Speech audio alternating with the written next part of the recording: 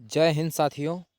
सबसे पहले तो मैं आप लोगों को बधाई देना चाह रहा हूँ। जितने भी हमारे साथी सेलेक्टेड हैं, यानी जिनका भी यूपी पुलिस के फाइनल मेरिट में नाम आया है, उन सभी को बहुत बहुत बधाई। और आपके ही साथ मेरा भी फाइनल मेरिट में नाम आया है। सबसे ज़रूरी जो बातें हैं कि आपको अब डॉक्यूमेंट की क्या, कौन कौन से डॉक्यूमेंट की ज़रूरत है, कौन कौन सा डॉक्यूमेंट लगेगा और कितना कितना लगेगा, मतलब कितनी प्रतियां उसकी रहेंगी। प्रतियां का मतलब कितना सेट रहेगा फ़ोटोकॉपी का, और कौन सा डॉक्यूमेंट आप अपलोड किए थे, उसमें क्या नहीं लगेगा, क्या लगेगा, और आपका एडमिट कार्ड कब तक आएगा।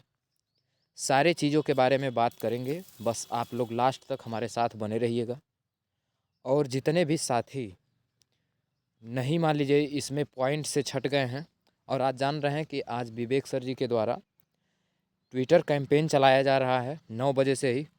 आप अधिकतम ट्विटर कैंपेन में भाग लीजिए और उसमें स्कोर कार्ड ज़रूर जारी करने का उसमें।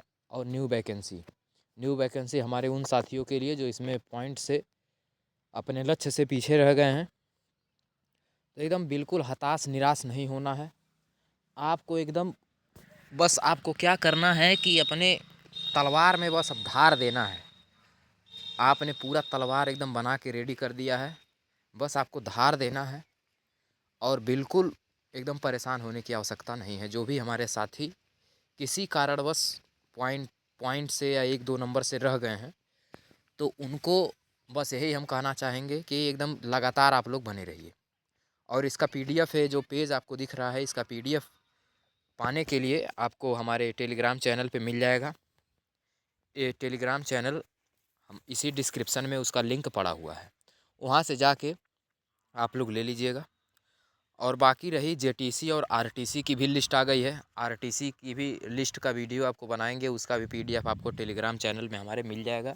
सबसे पहले बात करें डॉक्यूमेंट की, जो आज का हमारा सेशन है जिसका। तो डॉक्यूमेंट में देखिए, पहले सबसे पहले नंबर 1 की अगर बात करें, यहाँ पे नंबर 1 आपको दिख रहा होगा।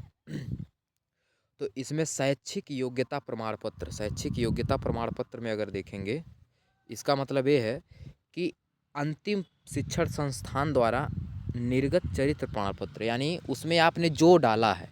जैसे इंटर तो आपने डाला ही है, क्योंकि इंटर पे वैकेंसी थी। तो इंटर के अलावा कोई भी भाई जैसे ग्रेजुएशन का भी यदि अपलोड किए हैं, तो वो कोशिश ये करेंगे कि इंटर जहाँ से किए हैं वहाँ का चरित्र प्रमाण पत्र तो ज़रूर बनवा लेंगे। और अगर आपने बीए जैसे ग्रेजुएशन का भी उसमें डाला है, तो ग्रेजुएशन जहाँ से किए हैं वहाँ से भी आप चरित्र प्रमाण पत्र बनवा लीजिएगा। ये एकदम नोट कर लीजिए, अभी भी कॉपी पेन लेके एकदम नोट कर लीजिए क्या क्या डॉक्यूमेंट लगेगा। इसके बाद देखिए, यहाँ पे लिखा गया है शैक्षिक योग्यता प्रमाण पत्र, यानी जो भी आपने शैक्षिक योग्यता हाई स्कूल, इंटर, बीए जितना लगाया है, सभी का प्रमाण पत्र मूल प्रति में होना चाहिए, यानी ओरिजिनल होना चाहिए। और उसके बाद देखिए, चरित्र प्रमाण पत्र आपके स्कूल से होना चाहिए। ठीक, आपके स्कूल से चरित्र प्रमाण पत्र, कौन से स्कूल से? तो जो इंटर तक, केवल जैसे इंटर तो सबको डालना है, यानी जो बीए नहीं लगाए हैं उसमें, वो तो अपने इंटर इंटर कॉलेज से ले लेंगे चरित्र प्रमाण पत्र। और नहीं, जो बीए लगाए हैं तो उनको दोनों लेके जाना है। जैसे इसमें लिखा नहीं है दोनों लेके जाना है, इसमें केवल इतना लिखा है अंतिम शिक्षण संस्थान द्वारा निर्गत। इसका मतलब ये है कि आपने जहाँ से अंतिम पढ़ाई अपने किया है, और जो आवेदन पत्र में आपने आवेदित किया है, यानी जो ओएमआर सीट में दर्शाया गया है, जो आवेदन फॉर्म भरते समय आपने जो डॉक्यूमेंट दिया है, उस संस्थान से, यानी अंतिम जो आपने शिक्षा ग्रहण किया है, चाहे वो ग्रेजुएशन का हो चाहे 12th का हो। ठीक, लेकिन हमारी हमारी जो मंशा है, जो हम कहना चाह रहे हैं, आप यदि बीए का डाले हैं तब इंटर और बीए दोनों का लेके जाइएगा, अन्यथा आप केवल इंटर का लेके जाइएगा। यदि बीए का आप डाले हैं, तो बीए का तो एकदम पक्का आपको बीए का भी लेके जाइएगा, ताकि वहाँ पे कोई इफ़ बट न हो। बस ये अब अंतिम पड़ाव है, अब इसके बाद कोई नहीं, ये बस जान लीजिए। ठीक, इसके बाद देखिए, चरित्र प्रमाण पत्र हो गया, एवं निवास प्रमाण पत्र। देखिए, निवास प्रमाण पत्र आपको बताता है कि आप कहाँ से हैं। ठीक, निवास प्रमाण पत्र आपको ले लेना है। और इसके पत्र जो है ओएमआर आवेदन पत्र में दर्शाए गए हैं कि मूल प्रतियां यानी ओरिजिनल सब होना चाहिए, निवास भी आपका ओरिजिनल होना चाहिए, चरित्र तो ओरिजिनल होना ही चाहिए, और हाई स्कूल इंटर बीए लगाए हैं तो बीए, ठीक, लेके आप सबे चले जाइएगा।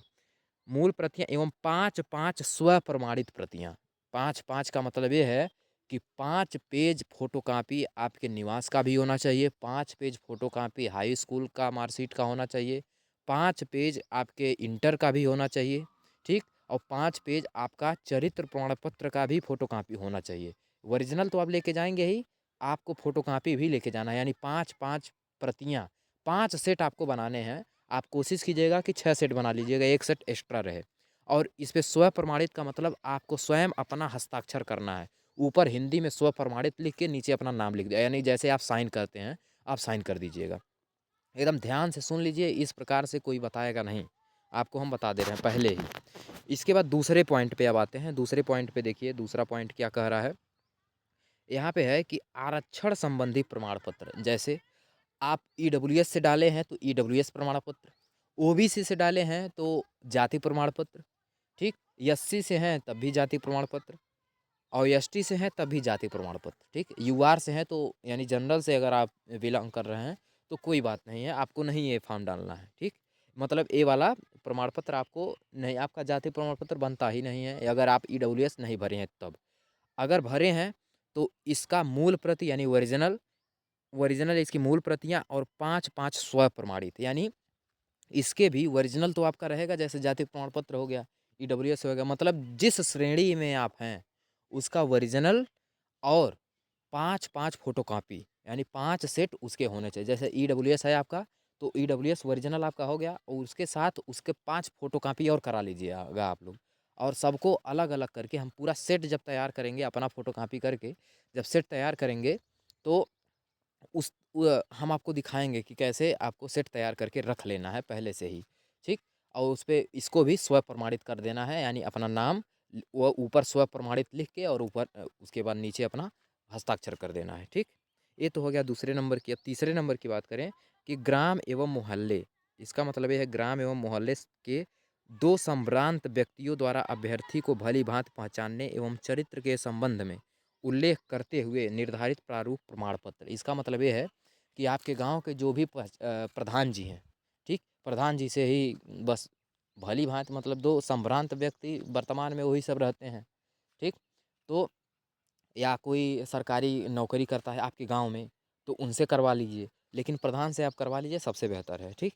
तो प्रधान जी से क्या करना है कि उनसे एक जो है उनके पास प्रारूप रखा रहता है, बस उसमें जाएंगे, क्या आपका नाम डालेंगे, आपके पिताजी का नाम डालेंगे, और आप अपना एक फ़ोटो ज़रूर लेके जाइए, एक फ़ोटो लगा के उसी पे साइन मारा, उस पे वो मोहर मार के साइन मार देंगे, ठीक है, यानी वो वहाँ पे प्रमाणित कह लीजिए कि प्रधान से प्रमाणित करवा लेना है, ठीक। उसका उसका भी फ़ोटोकॉपी कर लीजिएगा, हालांकि इसमें फ़ोटोकॉपी उसके फ़ोटोकॉपी का जिक्र नहीं है, लेकिन आप 5 फ़ोटोकॉपी उसका भी निकाल लीजिएगा, ठीक। उसके बाद 10 फ़ोटो 10 फ़ोटो लगाना है, क्या है, 10 पासपोर्ट साइज़ आपको फ़ोटो, देखिए 10 फ़ोटो पासपोर्ट साइज़ होना चाहिए। आप 15 12 15 ले लीजिएगा, ठीक है। जैसे एक चरित्र पे लगेगा आपका, जब चरित्र बनवाएंगे, मतलब 18 20 निकलवा लीजिएगा, उसमें सब हो जाएगा। इसके बाद देखिए निर्धारित प्रारूप में शपथ पत्र, यानी जब आपका एडमिट कार्ड जारी किया जाएगा तो उस समय एक प्रारूप जारी किया जाएगा, और उसमें एक शपथ पत्र रहेगा, उसको आपको निकलवा के उसको भी उसमें अपना नाम वगैरह भर लेना है। उसके बाद लास्ट जो है छठा नंबर, ये है फ़ोटो युक्त पहचान पत्र। क्या है, फ़ोटो युक्त पहचान पत्र, जैसे वोटर आईडी हो गया, आधार कार्ड हो गया, पैन कार्ड, ड्राइवरी लाइसेंस, पासपोर्ट, इसमें से कोई भी एक होना चाहिए। ये नहीं कि जो है सब आप लेके चले जाइए, लेके जा भी सकते हैं वहाँ पे कोई, लेकिन आपका केवल आधार से ही, आधार ही मैक्सिमम जान रहे हैं कि एग्ज़ाम सेंटर पे देखे जाते हैं, तो आप कोशिश कीजिएगा कि आपके पास आधार होना चाहिए, आधार आप लेके जाएंगे तो सब हो जाएगा। इसके बाद अगला पॉइंट में कहा गया है, चौथे नंबर पे कहा गया, यदि आप निर्धारित तिथि व समय पर चिकित्सा परीक्षा हेतु उपस्थित नहीं होते हैं तो इसका पूर्ण उत्तरदायित्व जो है आपका ही होगा। यानी इसमें अगर जैसे जो डेट टाइम दे दिया गया है कि फला दिनांक को आपका डॉक्टरी होगा, यानी मेडिकल कराया जाएगा, तो आपको उसी समय, उसी एकदम समय से पूर्व आपको वहाँ पे उपस्थिति आपकी आपको दर्ज करा देनी है, ठीक। अनुपस्थित होने की दशा में आपके चयन या अभ्यर्थन को निरस्त किए जाने के संबंध में समक्ष अधिकारी द्वारा विचार किया जाएगा। यानी जैसे आप मान लीजिए लेट होते हैं या अनुपस्थित होते हैं, तो उसपे क्या है कि जो वहाँ के सक्षम अधिकारी रहेंगे, उनको जो है वो विचार करेंगे आपका अभ्यर्थन निरस्त हो जाए या, तो ऐसी बात नहीं है, आपको एकदम समय से पहुंच जाना है। हाँ, यदि चिकित्सा परीक्षा से अभ्यर्थी असंतुष्ट है, यानी आपको लग रहा है कि किसी का मेडिकल रीमेडिकल दे रहे हैं, तो आपको लग रहा है कि हम असंतुष्ट हैं, तो उसी दिन, अगले दिन नहीं, उसी देखिए परीक्षा के ही दिन निर्धारित प्रारूप में क्या कर लेना है, देखिए परीक्षा के ही दिन, कहाँ गया, निर्धारित जनपदीय नोडल अधिकारी के एक सक्षम अपील होगा, जो उस परिक्षेत्र के, मतलब जो उस क्षेत्र के नोडल अधिकारी रहेंगे, वो आपको यदि फिट कर देंगे तो आप तुरंत फिट हो जाएंगे। ठीक है। उसके बाद यहाँ पे कहा जा रहा है कि अगर आप आते जाते हैं तो उसमें कोई भत्ता, मतलब यात्रा भत्ता जैसे भाड़ा नहीं दिया जाएगा, आप अपने साधन से आइएगा। अभ्यर्थी के विरुद्ध कोई अवांछनीय तथा मेडिकल को प्रभावित करने की यदि कोई बाधा पहुँचा रहा है, तो वो जो है बर्दाश्त नहीं किया जाएगा, इसमें कहा जा रहा है। ठीक है। तो ये सारी जो है मेडिकल से संबंधित बातें हैं, जो आपको एकदम ध्यान में रखना है। जो देखिए एक बार फिर से हम आपको बता दे रहे हैं कि अगर आप हमारे टेलीग्राम चैनल से नहीं जुड़े हैं, तो ऑफिशियल जो हमारा टेलीग्राम चैनल है उसका लिंक डिस्क्रिप्शन में है, ज़रूर जुड़िए आप। और जेटीसी की भी आपको पूरी खबर बताएंगे हम। अब सोमवार को, मंडे, आज तो शनिवार है, मंडे को हम जो है जाएंगे वहाँ पे गोरखपुर में 26वीं वाहिनी पीएससी में। वहाँ पे सर लोगों से बात करेंगे कि क्या है, कैसी कैसी व्यवस्थाएं हैं, और वहाँ पे कितने लड़के आ रहे हैं, कितनी लड़कियां आ रही हैं, मतलब कितने लोगों का जेटीसी यहाँ पे पहले कराया जाएगा। तो सारे चीज़ों की जानकारी हम वहाँ पे लेके फिर आपको हम जानकारी देने का प्रयास करेंगे। और कोई भी आपको क्वेश्चन क्वेरी होगा तो आप बेधड़क एकदम कमेंट कर सकते हैं, आपका उत्तर तुरंत दिया जाएगा। चलिए फिर मिलते हैं अगले अपडेट के साथ। जय हिंद, जय भारत, वंदे मातरम।